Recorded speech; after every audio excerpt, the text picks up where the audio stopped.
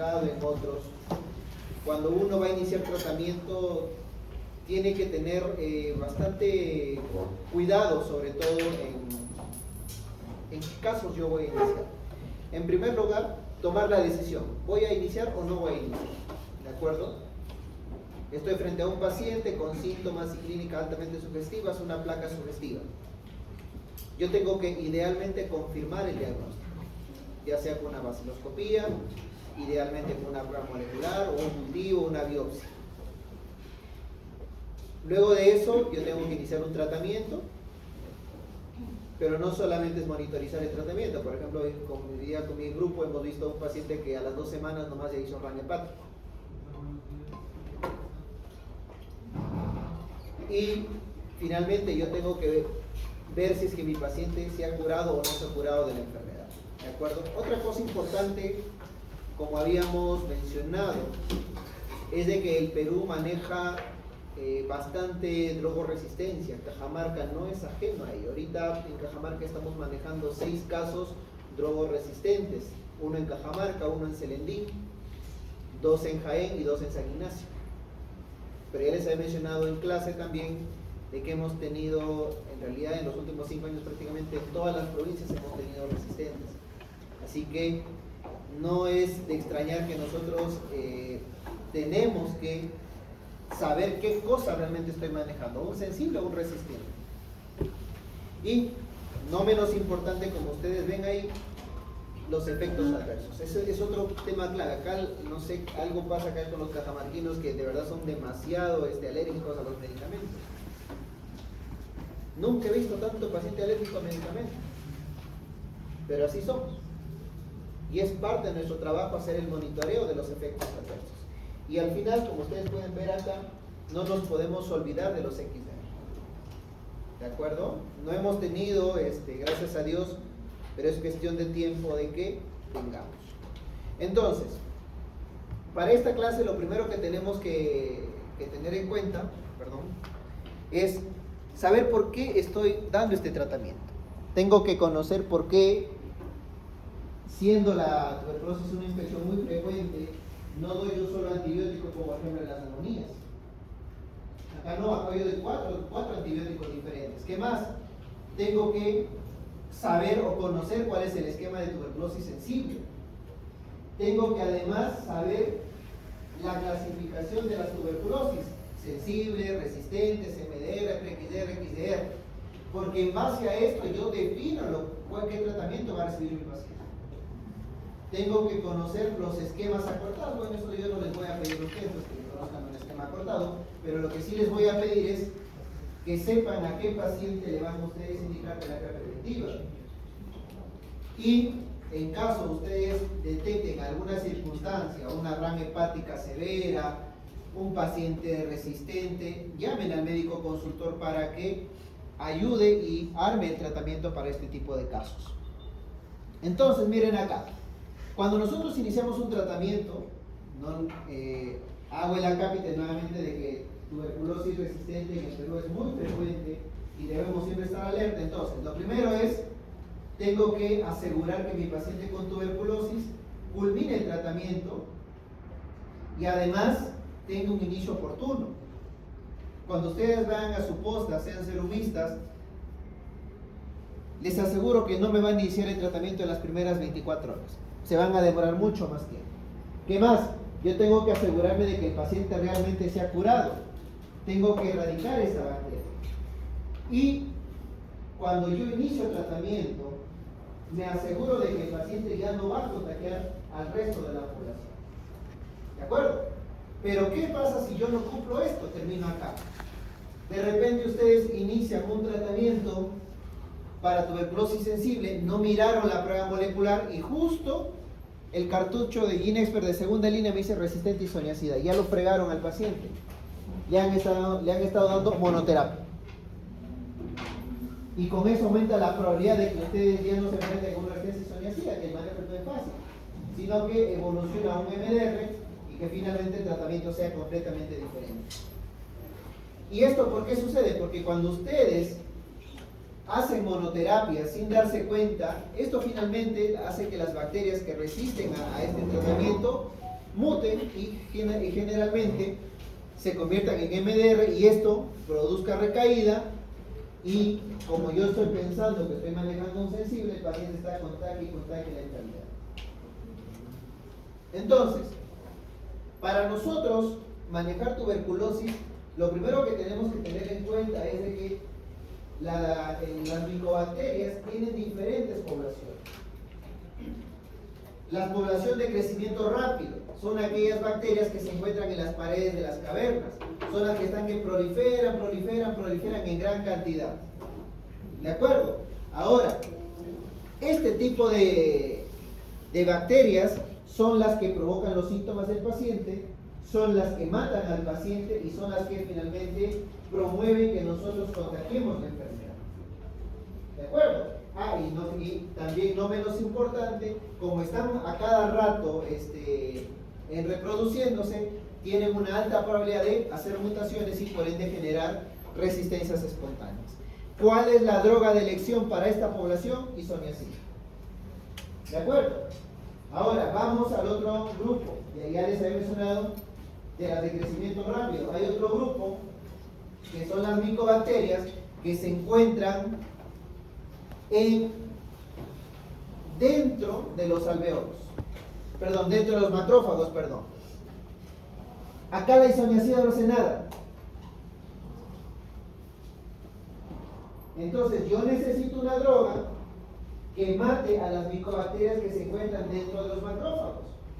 La necesito sí o sí, porque si no las mato, lamentablemente estas de acá van a producir recaída. ¿Quién hace ese trabajo? Piracinamida. Ahora vamos a otro grupo. Aquellas bacterias que están activas y luego se duermen, luego se despiertan, vuelven a estar activas, se vuelven a dormir, lo que se denomina bacterias de crecimiento intermitente. ¿Quién trabaja a ese nivel? Rifampicina. Y justamente son esas bacterias que se despiertan y se duermen, las que terminan provocando las recaídas. ¿Por qué? Porque isoniazida, piracinamida necesitan que la bacteria esté activa. Si no está activa, simplemente por las puras sirven esos fármacos. Pero ¿quién sí hace ese trabajo?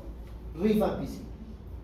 Entonces, como ustedes habrán podido dar cuenta, tuberculosis no solamente tiene una forma de presentación, una forma de bacteria, tiene diferentes formas. Y justamente por eso es que nosotros damos 4 drogas. Doctor, pero no me ha mencionado el etambutol. El etambutol es el Sancho Panza de la rifampicina. No es que el etambutol sea activo. Lo que hace el etambutol es proteger a la rifampicina de la resistencia a isoniazida. ¿De acuerdo? Entonces, el etambutol no necesariamente tiene que estar en el esquema. ¿De acuerdo? Entonces, en resumen, nosotros para tratar la tuberculosis necesito combinar fármacos. Evitar tajantemente la monoterapia. ¿Por qué? Porque ya les había dicho, si yo no me cuido de esta población, las demás por las puras las estoy manejando. Tengo que descartar, pasen de una vez. Tengo que descartar de todas maneras siempre la resistencia isoniazida en piscina. Chicos, por favor, eso nunca se olviden. Esto solamente se les perdonan cuando inician ustedes un esquema a una tuberculosis que ustedes no conocen la resistencia porque simplemente el BK salió negativo y la prueba molecular no te ayudó. Solamente ahí se les acepta eso. Si sale positivo, ustedes me tienen que garantizar de que el paciente tiene pruebas de sensibilidad. Otra cosa, tienen que garantizar que el paciente se trague el tratamiento. No es simplemente, ¿sabe qué, señor? Tome su tratamiento y a ver qué pasa. No. Ustedes tienen que ver que el paciente se trague el tratamiento. Por eso se llama el sistema DOTS. Tengo que vigilar la respuesta clínica, bacteriológica y la toxicidad de los fármacos. Y, no menos importante, registrar en el CICTV. El equipo que está trabajando conmigo ya se ha dado cuenta que si no registran bien, la información está en el aire. Así de simples, ¿de acuerdo? Entonces, con esto, por favor, chicos, quiero que quede claro por qué nosotros usamos 3 fármacos o más. ¿De acuerdo? Y no menos importante, me olvidaba, la isoniazida por sí sola dura alrededor de 48-72 horas su vida media.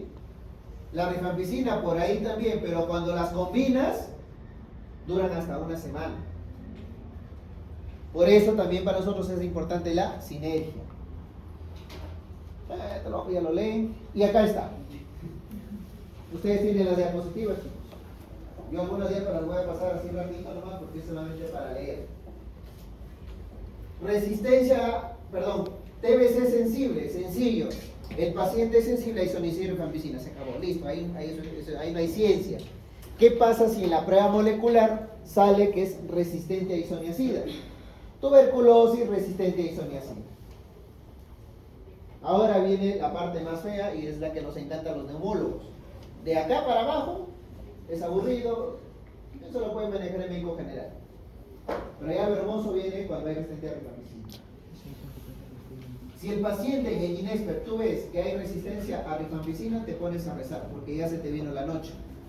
Porque cuando ya el paciente entra acá, el tratamiento, para armar el tratamiento necesitas armar un expediente, necesitas que tu consultor te apruebe el expediente, necesitas que el comité regional te apruebe el tratamiento, ruegas que la direza tenga tratamiento, ruegas que la direza después de que lo tiene te mande el tratamiento, te vas a poner un montón y hacer un tratamiento. Y nosotros te llamamos a reunión todos los meses. El MDR, resistencia a isoniazida y rifampicina. TRXDR es un MDR, pero que además tiene resistencia a una quinolona, levo o mox. Y si a esa TRXDR le añades resistencia a beta-quilina o linezolid o a ambas, es una tuberculosis XDR. ¿Muy bien? Sencillo. Esto lo voy a pasar porque lo voy a repetir. Y vayamos al tratamiento de esquema sensible. La tuberculosis sensible es la más común, la más frecuente y la que ustedes sí o sí tienen que saber manejar. Porque esta sí lo manejan los médicos generales. Esto no lo manejamos nosotros los especialistas. Porque es un esquema fácil de iniciar. Entonces, la primera fase es la fase de inducción, la fase bactericida. ¿Por qué motivo? Porque justamente, como ustedes ven acá, yo combino 4 drogas. Y en esas 4 drogas está la isoniazida, y la isoniazida es la bactericida. La bactericida en 48 horas baja la mitad la carga bacteriana en la tuberculosis sensible. Entonces el paciente se siente mejor, el paciente deja de transmitir la enfermedad y le disminuyes el riesgo de que se te muera. ¿De acuerdo? Entonces la primera fase tiene esa función, chicos. ¿Qué más? La segunda fase es de 2 meses, pero ya como le comenté a mi grupo, no es hablar de 2 meses, lo que nosotros hablamos son de dosis. 50 dosis de la primera fase.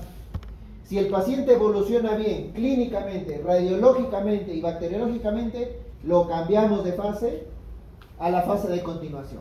La fase de continuación es la fase esterilizante. Les había mencionado hace unos minutos de que hay un grupo de micobacterias de crecimiento intermitente, que son las que se despiertan y se duermen. Esas micobacterias son las que terminan provocando las recaídas. Entonces yo tengo que matar esas micobacterias, y eso lo hago en la segunda fase. ¿Quién hace ese trabajo? La rifampicina. Por eso, chicos, que la rifampicina en el esquema sensible es la droga más importante de todas, porque es la que esteriliza, es la que nos evita las recaídas. Cuando yo pierdo rifa, estoy en problemas. ¿De acuerdo? Entonces, la segunda fase son 4 meses, que usualmente son 100 dosis. Primera y segunda fase es diaria, no es como era antes. Antes, hasta la norma del 2023, la segunda fase era interdiaria. ¿Ok? Muy bien. Miren acá, y por eso mi equipo les decía, la norma te dice que el tratamiento debe ser iniciado dentro de las primeras 24 horas del diagnóstico. ¿A quienes yo le doy esquema sensible? Esto ustedes ya lo pueden leer, el toque más, pulmonar, extrapulmonar, nuevo, recaídas, adultos, niños, con o sin VIH, bla, bla, bla. Estos son 6 meses, pero si el paciente tiene meningitis TB, tiene tuberculosis miliar, tiene tuberculosis en los huesos, el tratamiento se expande de 100 a 250 dosis. ¿De acuerdo? Lo mismo. Y hay algunas formas de tuberculosis donde nosotros damos los corticoides sistémicos. Primero, la meningitis tuberculosa. ¿De acuerdo? La meningitis tuberculosa es la tuberculosis que digamos, que tú ya sabes que ni bien diagnosticas MECTV, arrancas con corticoides. ¿De acuerdo? Los corticoides, a diferencia de lo que dice acá, en el caso de la MECTV, duran de 6 a 8 semanas. El corticoide de elección en MECTV no es prednisona, es dexametasona. Esto que está acá, chicos, es de corazón o de milia. En TBC pericárdica y TBC miliar, si uso yo prednisona. Pero la excepción es meningitis TB. Yo uso dexametasona, dosis 0.4 miligramos por kilo, 6 a 8 semanas. Y voy disminuyendo de manera progresiva. ¿De acuerdo? Muy bien. Doctor, ¿por qué cambia de prednisona excelente pregunta. Lo que pasa es de que la dexametasona, a diferencia de la prednisona, la hidrocortisona, la metilprednisolona, penetra mejor los macrófagos, que justamente son los que producen la inflamación a nivel del sistema nervioso central. Ese es el sustento de por qué la dexametasona en meningitis TB es la dirección. En las otras formas sí ya usamos prednisona, otro tipo de corticoides. Pero en MECTV, la que demostró penetrar los astrocitos es dexametasona. ¿Alguien levantó la mano por ahí una vez ahora? ¿Qué bien? Insuficiencia suprarrenal, posterior, ¿Ya? tipo de corticoides. Mira, ahí podremos usar hidrocortisona. ¿Ya? Podremos usar hidrocortisona para insuficiencia suprarrenal. Aunque lo que me pregunta realmente, doctor, es lo más raro, ¿ah? Es bien raro. Al menos yo hasta ahorita nunca he visto una tuberculosis suprarrenal. Sí está descrito como tal, pero en el estudio de esto yo nunca he visto una suprarrenal como tal. Y doctor, y si por ejemplo el paciente está con algún síndrome como el Cushing o algún estado donde hay hipercortisolismo, Igualito. Metes corticoide. ¿Por qué? A mi equipo también lo ha visto, pues. Justo nosotros hace poco hemos visto el papá de un médico con meningitis tuberculosa. ¿De acuerdo? Le metimos el corticoide al paciente, bacán. Salió del trastorno del sensorio, bajó la fiebre, bacán el paciente. Justo cuando empieza a bajar, empezamos a bajar los corticoides, el paciente otra vez empieza a hacer fiebre. Empieza a hacer fiebre, más le bajamos, la fiebre 38 se va hasta 40. ¿De acuerdo? Entonces a nosotros ahí realmente no nos importa el Cushing, no nos importa la glucosa, porque ese es el otro problema. Nos importa de que la vasculitis no le infarte el cerebro. Y justamente en este paciente el problema era que tenía una vasculitis por tuberculosis. Entonces ya no seguimos la regla de acá de 6 a 8 semanas. Este paciente está evacuando, se irá con corticoides. Nosotros en estos casos, sobre todo en MECTV, a nosotros no nos importa las comorbilidades que pueda tener. Me refiero a la diabetes, por ejemplo. No, doctor, pero es diabético. No me importa. La diabetes no lo va a matar ahorita. Lo que sí lo va a matar es la vasculitis TB. Entonces, ahí nosotros ponemos en la balanza riesgos-beneficios del corticoide. Y por eso te digo, o sea, cuando hay este tipo de situaciones, nosotros cambiamos el corticoide y vemos la manera con el endocrino cómo controlamos la otra patología. Pero acá la prioridad es cuidar ese cerebro. ¿Ok? Muy bien. Bien, chicos, ahora vayamos a lo que es las dosis fijas combinadas. Si ustedes recordarán, bueno, no recordarán, pero bueno, nosotros antiguamente, cuando manejábamos tuberculosis, ¿de acuerdo? Usábamos tabletas individuales. Si el paciente pesaba más de 60 kilos, se tenía que tragar 12 pastillas de golpe. ¿De acuerdo? Entonces, les soy bien honesto, el paciente lo tomaba. ¿De acuerdo? Pero digamos que se empezó a decir, pero eso de repente, muchas pastillas puede generar poca adherencia, no, que el paciente no la quiera tomar, bla, bla, bla. Entonces surgió la idea de, ¿por qué no esas 11 pastillas las juntamos las combinamos y sacamos las dosis fijas. En las dosis fijas combinadas, en una tabletita vienen las 4 drogas. Entonces ya no son 11, sino son 5. Entonces, ¿por qué se hizo esto? Acá está, miren. Primero, bajar la carga de pastillas. Ya no son 11, no son 12, sino son 5. ¿Qué más? Es más fácil, digamos, de que no se te escape una u otra pastilla. Porque como son 12 pastillas, de repente puedes olvidar una y entonces te quedas con menos tratamiento, menos concentración. Entonces, miren acá, simplifica el tratamiento, reduce lo que es errores de dosificación, porque a veces, por ejemplo, nos salía rifampicina 415 miligramos, pero si la rifa viene en cápsula y viene de 300, ¿de dónde saco los 415? No hay. Y era un problema. En cambio, en las DFC no, te dice, si pesa de 50 a 70 kilos, de 50 a 60, dale 4 tabletas, se acabó. Nos facilitó mucho la prescripción. En teoría disminuye el riesgo de monoterapia y maximiza la adherencia. Esto, chicos, si ustedes lo revisan y son críticos, se van a dar cuenta que todo lo que dice acá no es cierto. Porque la literatura, cuando ustedes ven la razón por la cual se empezó a implementar dosis fijas combinadas, era esto. Pero cuando se empieza a buscar la evidencia de realmente si las DFC han causado impacto en el tratamiento del paciente, no.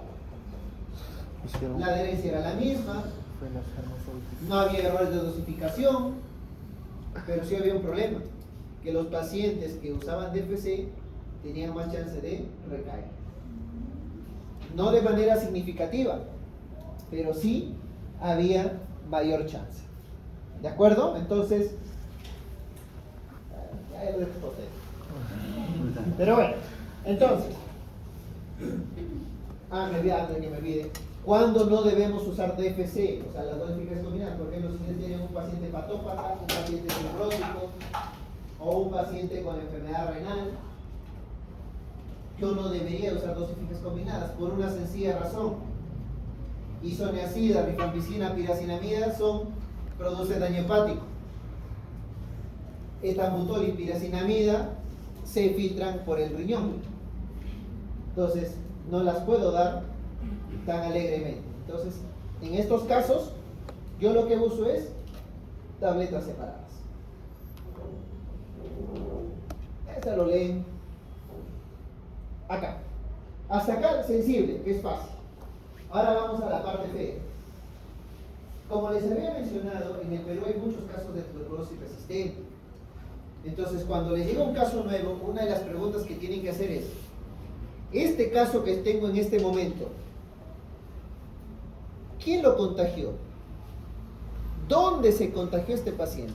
Por ejemplo, si viene un caso nuevo y me dice, doctor, yo he estado en Lima hace 2 años, ya estoy en problemas. Porque este paciente probablemente sea resistente. Doctor, yo estaba en el penal, a la mierda. Probablemente sea resistente. ¿Por qué? Porque justamente Lima, Trujillo, Chiclayo, la gente que sale del penal, hay alta chance de que sea resistente. No puedo aventurarme así nada más a iniciar un tratamiento. ¿Qué más? Por ejemplo, si mi hermano tiene tuberculosis XDR, no voy a pensar que la tuberculosis que yo tengo pues es sensible. Es absurdo. ¿De acuerdo? Entonces yo tengo que hacer las preguntas pertinentes. Buscar el contacto. O de repente es un paciente que ya hace 2 meses acabó el tratamiento y otra vez vuelve a tener. No voy a pensar que es sensible, tengo que pensar que es resistente. Ahora, miren acá, en una persona con TB y al menos un factor de riesgo persistente, la ventana de acción es crítica. Primero, tengo que asegurar la prueba de sensibilidad. Tienen que ustedes recordar, les había dicho en clase que en Cajamarca hay 2 laboratorios que procesan Ginexper Ultra. Ya no hay pretexto, no, de que lo tienen que mandar a Lima. No, aquí en Cajamarca, si tú trabajas bien, en 24 horas tú sabes todo el perfil de sensibilidad de tu paciente. Entonces, ¿qué es lo que hacemos? Primero, confirmamos la tuberculosis. Ya les había dicho, sale BK positivo o sale Ginexper positivo. Vemos la prueba molecular. identificamos rápidamente en esa prueba molecular si el paciente es resistente o no a isoniazida y rifampicina, y si hay resistencia a rifampicina, yo lo trato como MDR. Esa es otra cosa que quiero acotar acá. Basta con que el paciente sea resistente a rifampicina, ese paciente automáticamente se convierte en MDR. El manejo es igualito, ¿de acuerdo? Por eso usualmente van a ver la denominación de que se usa combinado TBRR/MDR. No solamente basta esto, yo tengo que ver en el GeneXpert si es que mi paciente además tiene resistencia a fluoroquinolona. También me lo da el GeneXpert Ultra. El GeneXpert Ultra me permite diagnosticar hasta pre-XDR. Pero eso no acaba ahí, chicos. Tienen que ver el cultivo que sale en la semana 6 o en la semana 8 para ver si su paciente es pre-XDR o de repente es XDR. Lamentablemente hasta la fecha el GeneXpert Ultra solamente llega hasta pre-XDR. Si yo quiero saber si es XDR, yo tengo que ver el cultivo.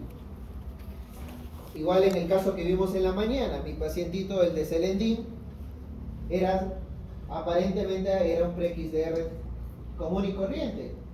Miramos el cultivo y lo que teníamos era resistencia a pigacinamida. Y la pigacinamida tuvo que salir del esquema. ¿Ok? Muy bien. Esta es otra cosa que por favor, chicos, no lo memoricen, pero quiero que lo entiendan de que los esquemas que vamos a ver de acá en adelante están armados en base a esta pirámide. Lo que está en la base son las mejores drogas para tuberculosis, las más potentes. Y sí o sí tienen que estar en un esquema. Y son 3. Y si ustedes se acuerdan de la definición de pre-XDR, XDR, se hace en base a estas drogas. ¿Quiénes están acá? Levo, Moxi, Pedaquilina y Linesol. ¿De acuerdo? Son las drogas llamadas de el grupo A y como ustedes ven acá, son las de prioridad absoluta. Estas drogas siempre tienen que estar en un esquema. Siempre. Si no tienes estas 3, subes a las drogas del grupo B. Son buenas, pero no tan buenas como las del grupo A. ¿Quién está acá? Clofa y cicloserina. Y bueno, pues, por ejemplo, si eres un XDR, donde ya no puedo usar esto, tengo que armar un esquema con lo que está acá. Y aquí entran las del grupo D, que están el imipenem, meropenem, delamanid, pira, eta, amica, etionamida. Hasta ahora el delamanid todavía está en el grupo C. De repente, acá en un par de años, el delamanid también pasa a ser una droga del grupo A. Entonces, en esta gráfica lo que quiero que ustedes observen es de que hasta el año 2023 nosotros tratamos la tuberculosis durante 15, 18 hasta 24 meses, o sea, eran tratamientos largos. Pero no solamente eso, también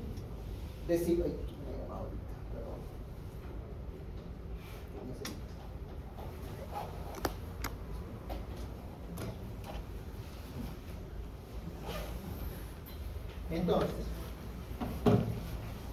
doctora, usted, Brenda, te diagnostico tuberculosis MDR. Te quiero dar el esquema antiguo. Te digo, ¿sabes qué, Brenda?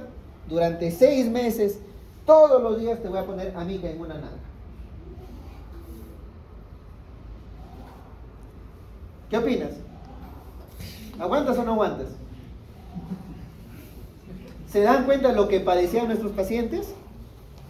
6 meses pinchándoles una nalga. Todos los días, de lunes a domingo. Yo no he visto, soy muy honesto, yo no he visto las nalgas de sus pacientes, pero mis colegas que me comentaban que tienen mucho más tiempo que yo en lo que es la tuberculosis, las nalgas se les ponen como piedras. O sea, por eso les hago el comentario de esto, para que se den cuenta cómo manejamos nosotros tuberculosis MDR antes. Y la tasa de éxito en el Perú era alrededor del 60-70%, que está muy por debajo de lo que las normativas nos dicen de, o sea, cuál debería ser la tasa de éxito de estos casos. Entonces, ya desde hace un buen par de años atrás, se empieza a cambiar ese chip, se empiezan a descubrir nuevas drogas y se hace el armado de nuevos esquemas. ¿De acuerdo? Como ustedes pueden ver acá, el esquema para MDR es el esquema BiPAL. Bedaquilina grupo A, Linezolid grupo A, moxifloxacino grupo A, y añado una nueva droga que todavía no está clasificada en un grupo, que es el pretomanial. Tasa de éxito más del 85% y solamente 6 mesecitos. ¿De acuerdo? Ahora, ¿qué pasa si el paciente es resistente a quinolona, o sea, un pre-XDR? Facilito, le quito el moxifloxacino al esquema. Y ese esquema es igual de eficaz que el esquema BiPAL. Miren a dónde hemos llegado en el manejo de tuberculosis. Ahora, cuando nosotros nos enfrentamos a tuberculosis resistente a isoniazida, aquí es bastante sencillo. La isoniazida la cambio por levofloxacino y listo, ya está el esquema. Nada más. Por eso les digo que es aburrido armar un esquema de resistencia a isoniazida, porque es cambiar una droga por otra. En lugar de 150, ahora son 180 dosis. A diferencia del esquema sensible, donde el paciente descansa los domingos, acá es de lunes a domingo, incluido feriados. Ya está. Está aburrido. Ahora, justamente lo que yo les había comentado hace un momento, algo que ustedes tienen que tener en cuenta es de que cuando nosotros, lo que yo les había dicho, el etambutol es el Sancho Panza de la rifampicina. ¿Qué es lo que hace el etambutol? ¿Qué pasa? Bueno, en realidad es lo que hacíamos antes. Nosotros antes, lamentablemente, no podíamos determinar rápidamente si es que era un sensible a isoniazida y rifampicina. No podíamos, porque eso lo hacía el cultivo, de ahí eso lo hacía el genotype lo mandaba a Lima, lo procesaban en 7 días y al mes recién tenía resultados. O sea, tenías un mes sin saber qué cosa estabas tratando.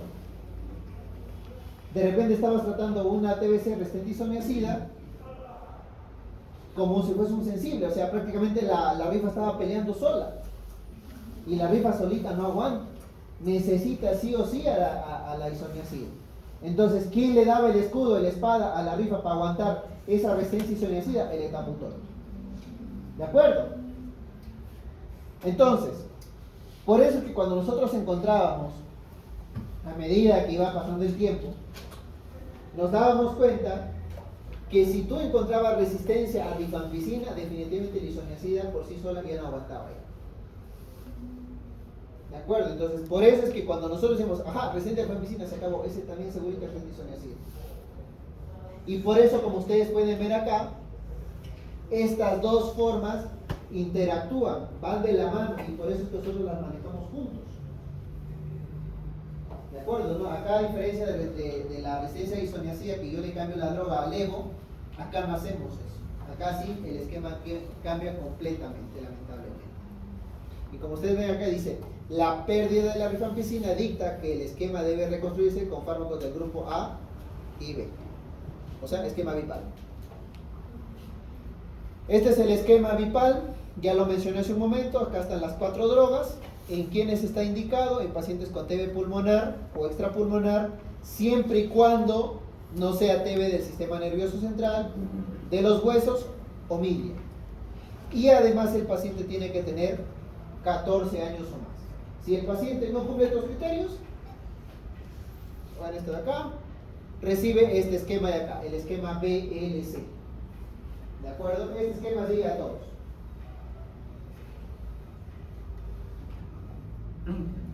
Ahora, si vamos un poquito más, ¿de acuerdo? Si vemos que es un MDR, pero justo en la prueba de sensibilidad veo que es resistente a la quinolona, es un pre-XDR. Pero acá lo bueno es de que tenemos este esquema, que es el esquema BiPAL, que les mencioné hace un momento, quito el moxifloxacino y que es el esquema BiPAL. Y es igual de efectivo que el esquema BiPAL, tasa de éxito más del 80%. O sea, no me hago bolas. Y otra cosa, no reinicio el tratamiento. O sea, si lo diagnostiqué al segundo mes que era un pre-XDR, continúo el tratamiento y se acabó. No hay ningún problema. Siempre y cuando sea mayor de 14 años. Pero ¿qué pasa si es menor de 14 años? Tiene TB del sistema nervioso central, tiene TB meningia, tiene TB de los huesos, tiene TB biliar, ahí sí lamentablemente va el esquema BLCC. Este sí es un esquema largo, ¿de acuerdo? Es un esquema de 18 meses. Hasta acá todos los esquemas, como ustedes podrán haberse dado cuenta, son muy cortos, de 6 y de 9 meses. Solamente el BLCC, que es, digamos, pre-XR bastante fregados, tenemos que darles nosotros por 18 meses. Hasta ahí, bacán. Doctor, ya hemos tratado la tuberculosis. Ahora, yo les puse en una de las diapositivas del día domingo un iceberg, ¿no es cierto? Y les dije que lo que nosotros vemos son los casos que diagnosticamos. Pero todo lo que está debajo son los casos, uno, que no diagnosticamos, y son los pacientes que son el reservorio de tuberculosis, como mi persona. Yo estoy infectado por tuberculosis. Y le aseguro que muchos de ustedes también están infectados, pero no lo saben. Es diferente. ¿Cuántos de ustedes se han hecho PPD?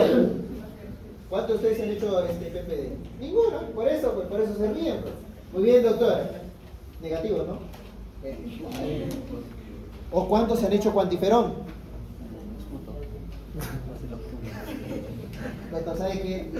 No vuelvo a decir lo mismo porque yo reniego cuando la universidad les toma el escudo a ustedes.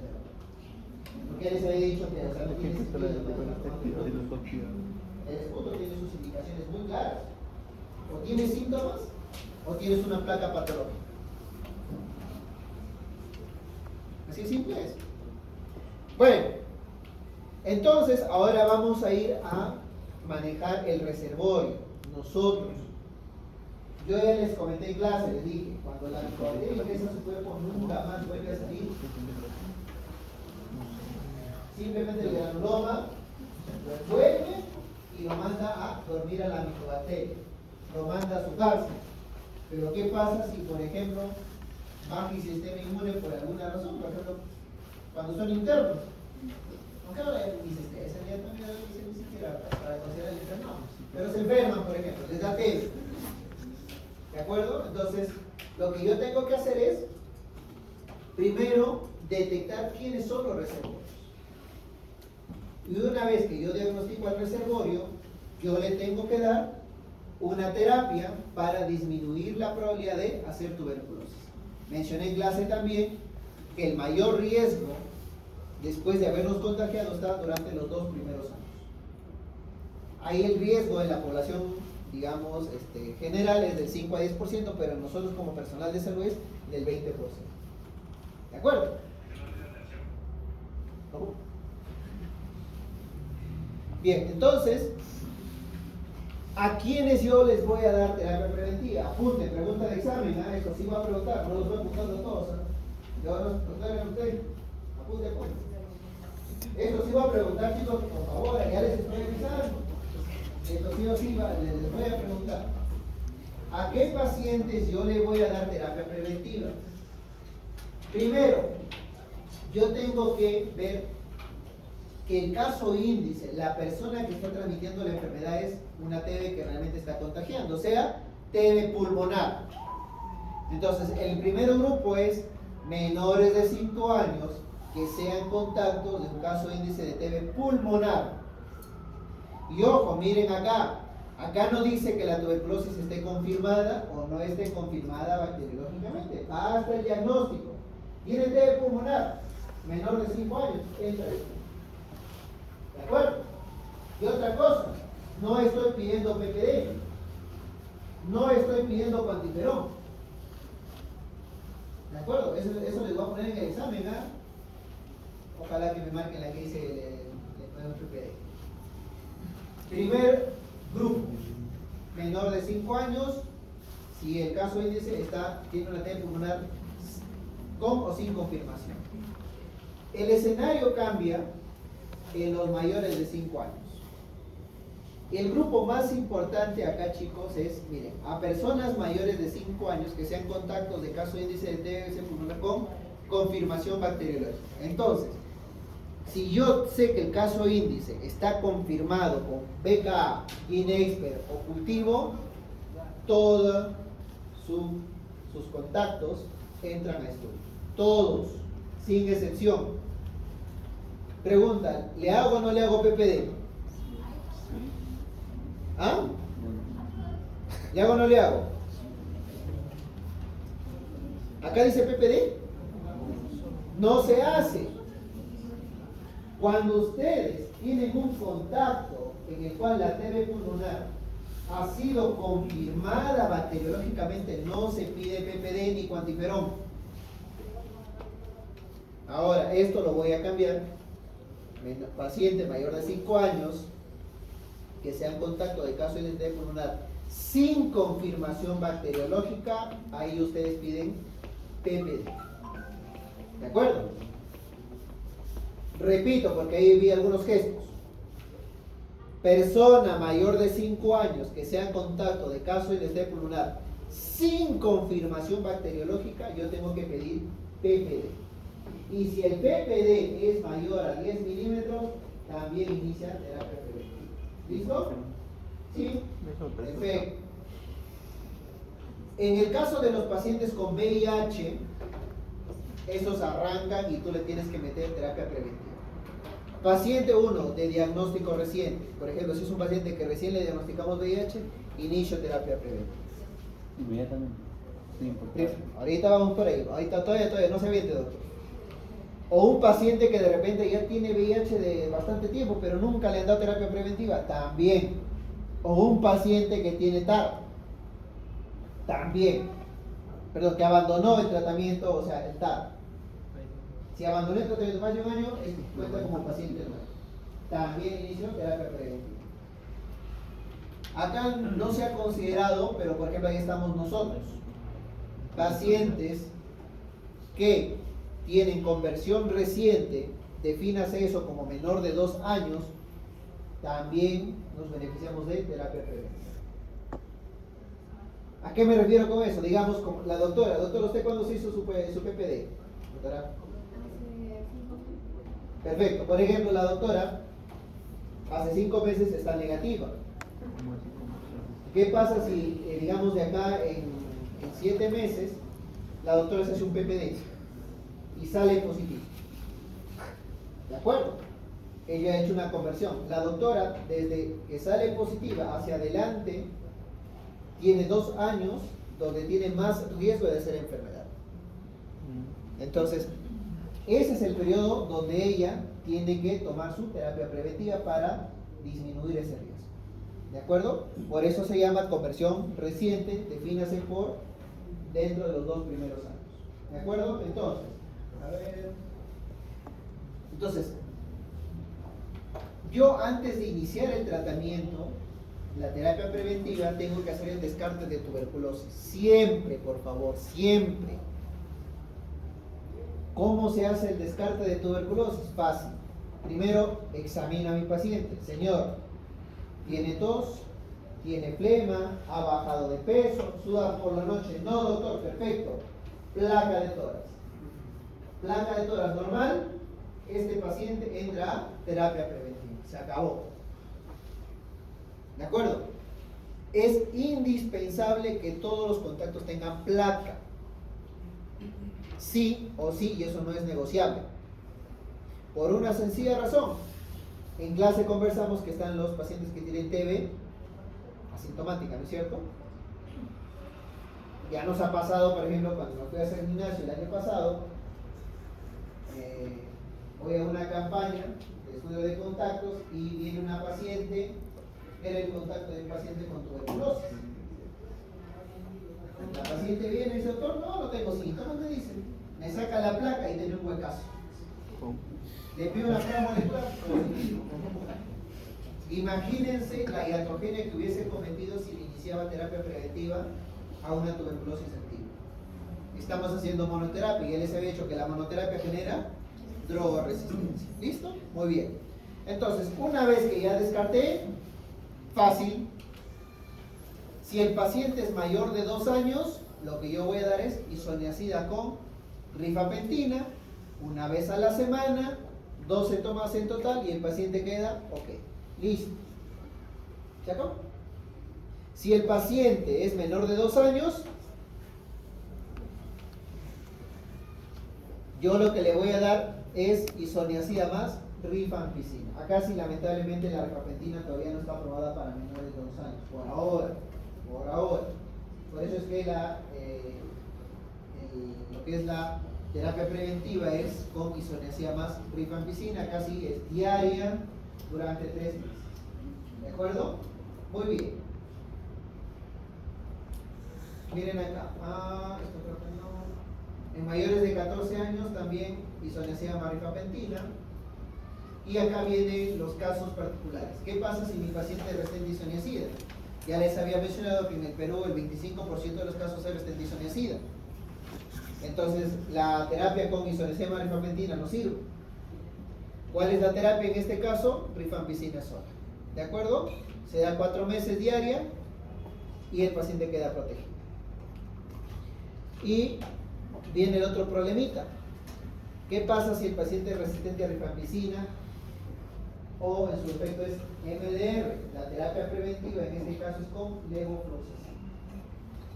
Acá hay que tener en cuenta de que los estudios honestamente no han demostrado de manera categórica que el levofloxacino sea una buena terapia preventiva. Hay una tendencia a que protege. Es eso, es una tendencia. ¿De acuerdo? No sé si acá de repente mañana, el siguiente año sale un nuevo artículo que demuestre que sí, de manera contundente, que el levofloxacino es una buena opción como terapia preventiva, pero a la fecha no lo es todavía. Pero en nuestra norma técnica nos dice que demos levofloxacino como terapia preventiva. Actualmente también están corriendo estudios con bedaquilina y delamanin como terapia preventiva para MDR, PXDR e incluso XDR. Bueno, este es un resumen, chicos. Por eso, como ya lo leí con ustedes, ya les dije que no voy a pasar así nada más. Lo que hacíamos antes, lo que hacemos ahora, de 18 meses, ahora tratamos de 6 a 9 meses y con drogas que han demostrado ser muy efectivas para tuberculosis. Ahora, hasta acá, chicos, preguntas antes de pasar a la última parte ya. Para acabar en 10 minutos.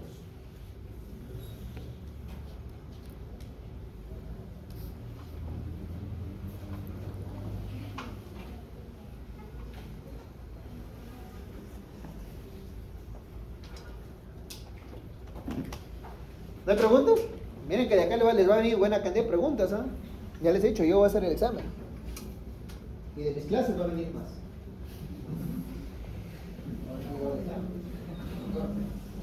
En los menores de 5 años para los pediátricos para la terapia preventiva, no entendí muy bien sobre el PPD. Ya, a ver. El PPD solamente está indicado a mayores de 5 años en que en el caso índice no ha sido confirmado bacteriológicamente. Solamente ahí. ¿De acuerdo? En menores de 5 años ahí no interesa si el paciente está confirmado o no está confirmado bacteriológicamente en materia pulmonar. Ojo, que eso quiero dejar claro, es pulmonar.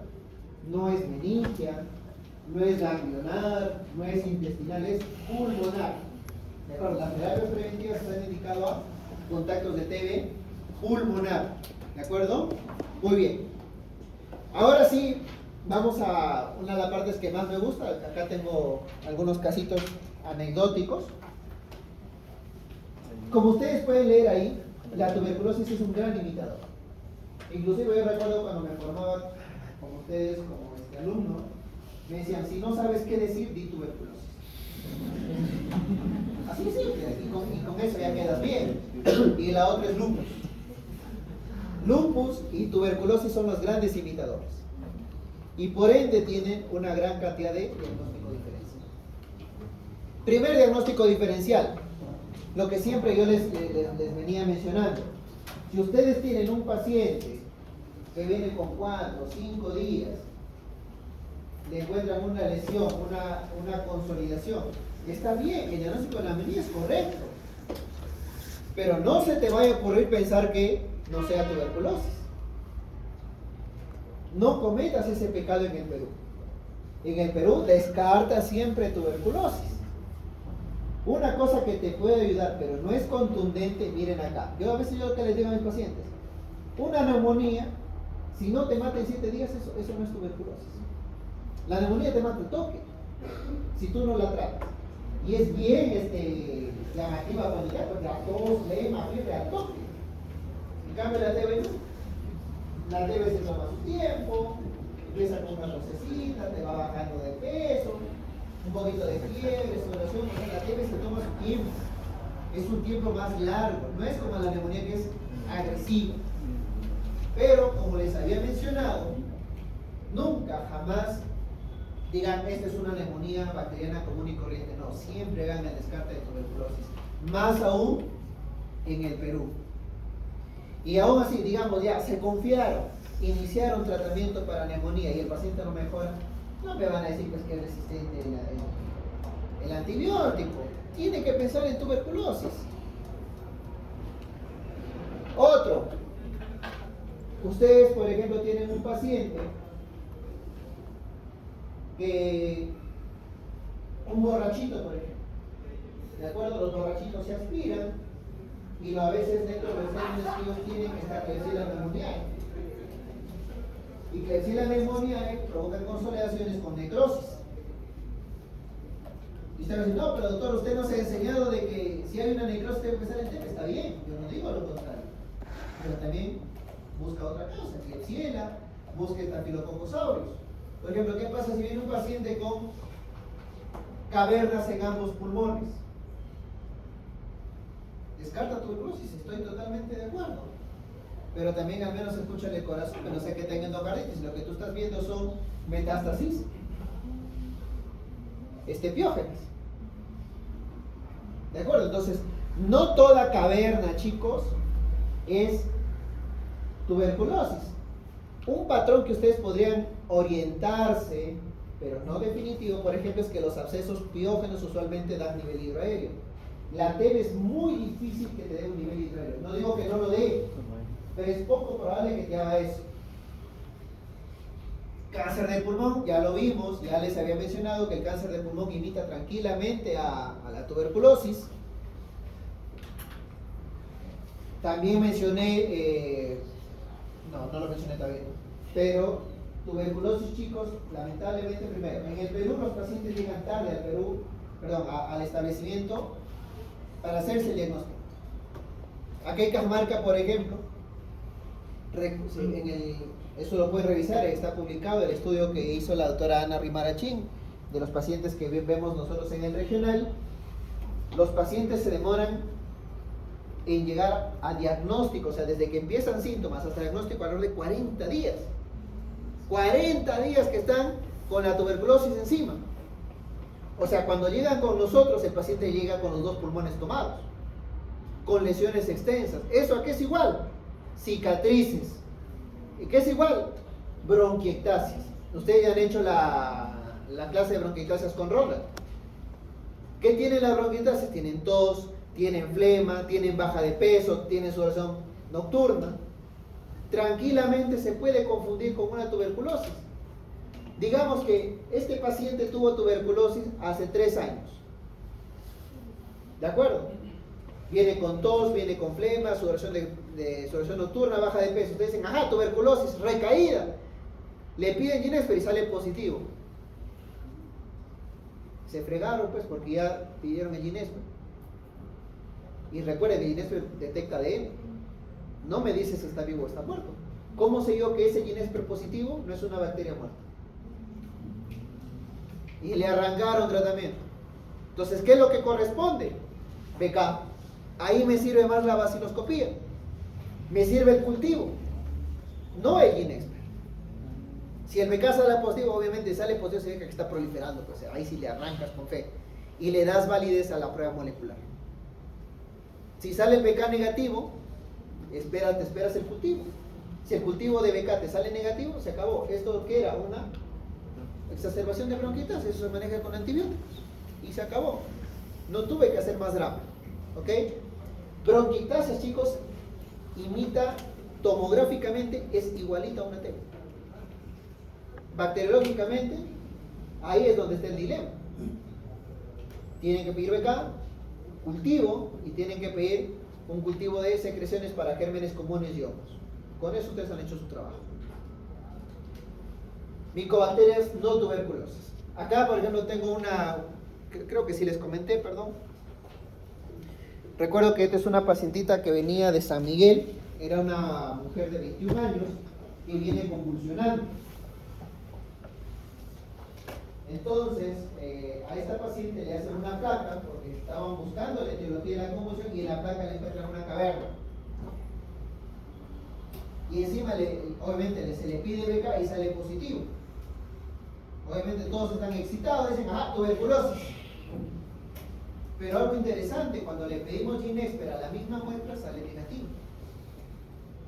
¿Y a qué les he dicho yo? El Ginexper es muy superior al BK en diagnóstico de micobacteria tuberculosis. Entonces explíquenme por qué el BK sale positivo y el Ginexper sale negativo.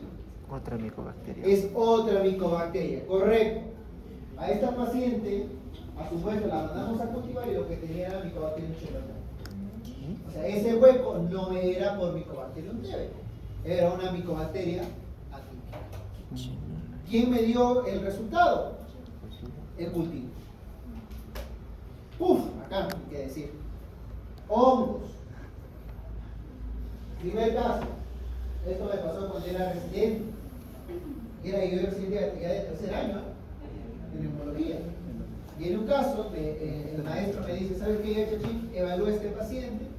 Y la historia que este era un paciente que hace 3 meses había empezado con tos, baja de peso, sudoración nocturna, fiebre, ¿no?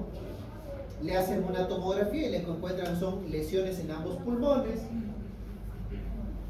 Le hacen un BK negativo, cultivo negativo y Ginexper negativo, pero aún así arranca el tratamiento. Y obviamente el paciente viene al hospital porque no mejoraba clínicamente, no mejoraba radiológicamente y seguía negativo. Y yo le digo al doctor, doctor, entonces, pues,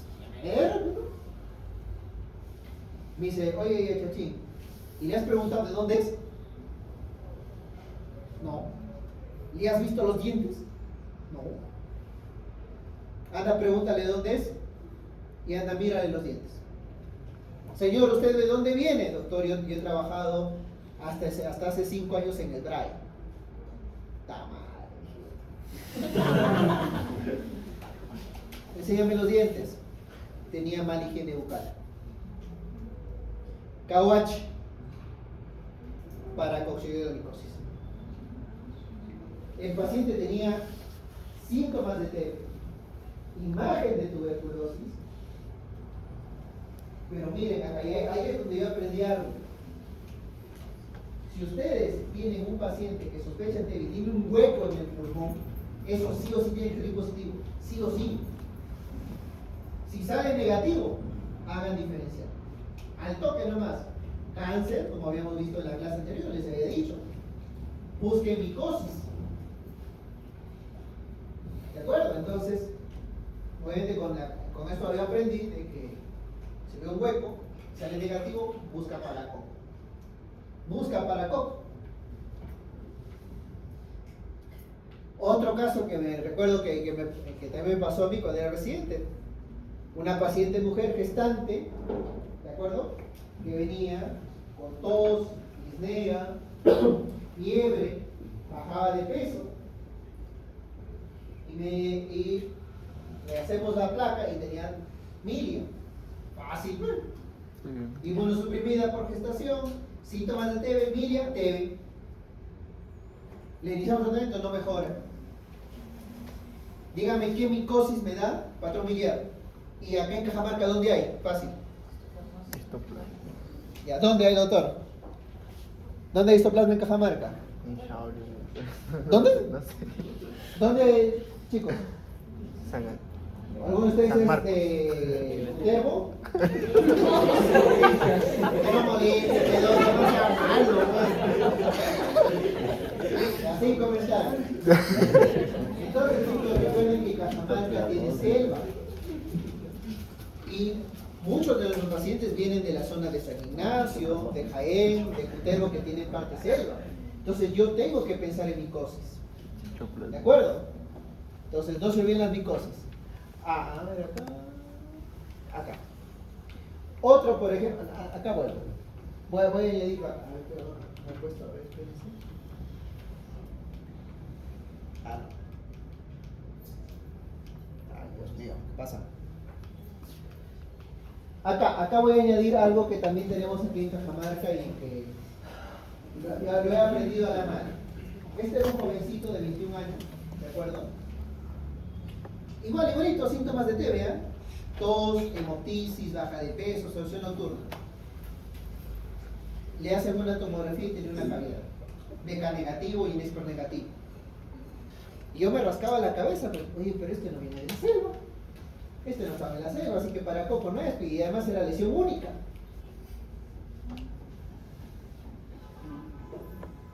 ¿Qué cosa me podría dar aquí en Cajamarca síntomas de TB, imagen de TB, pero que no es TB? Excelente, doctor. Paragonimiasis. ¿Y de dónde tengo que preguntar que venga el paciente? Bueno, no sé si habrá, pero acá lo que yo sé es toda esa zona de Chilete, Tembladera, toda esa parte de ahí. No, honestamente no sé si en esos lugares que me acaban de comentar ahí, no lo sé. Si hay, acá. En un libro, ¿no? Sí. Acá. Entonces yo lo aprendo así. Paragonimiasis, chicos. No se olviden de paragonimiasis, es un parásito propio de nosotros los cajamarquinos. ¿Ok? Otra, por ejemplo, son las aspergilosis, chicos, eso también no se olviden. Quizás una de ellas es la aspergilosis crónica, en realidad este sí es una yuca diagnosticarlo porque está en una caverna. Y sobre todo, a ver, acá hay que distinguir dos tipos de aspergilosis crónica. La que ustedes ven aquí en la imagen, que esta tú la ves y dices, este es aspergiloma, porque es una caverna que tiene contenido dentro de una pelota y que se mueve cuando tú lo mueves al paciente. Esto es un aspergiloma, o sea, acá no es difícil diagnosticar acá. El tema es la otra aspergilosis, la que solamente te da una caverna. Ahí tú sí o sí necesitas abrir al paciente, esa caverna, llevarlo al patólogo y que él te diga, ¿sabes qué? Encontraba aspergilosis. Y otra forma de aspergilosis que también podría confundirnos bastante es la aspergilosis pulmonar invasiva. El paciente es un clásico paciente inmunosuprimido, pero por neoplasias hematológicas. Por ejemplo, tiene un paciente con leucemia, que le están dando su tratamiento para leucemia y empieza a tener fiebre, empieza a tener tos, empieza a tener flema. Le encuentran una caverna. Está bien que pienses en staph, está bien que pienses en gran negativos, pero piensa siempre en aspergilosis pulmonar invasiva.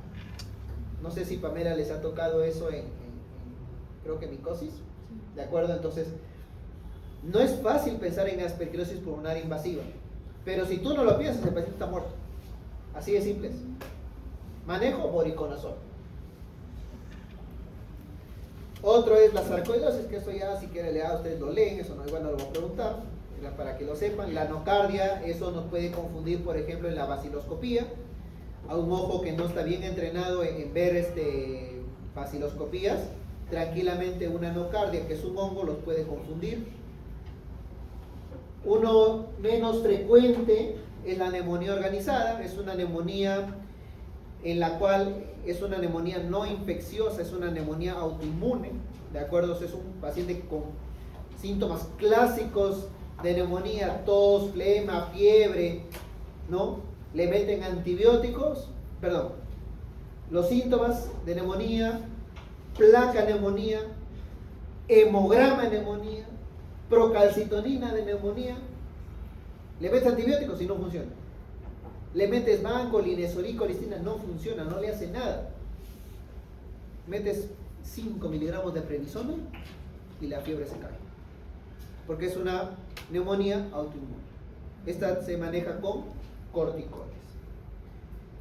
Acá está una tabla resumen, chicos, de los diagnósticos diferenciales. Eso es todo. ¿Alguna pregunta? Pensé que me iba a demorar.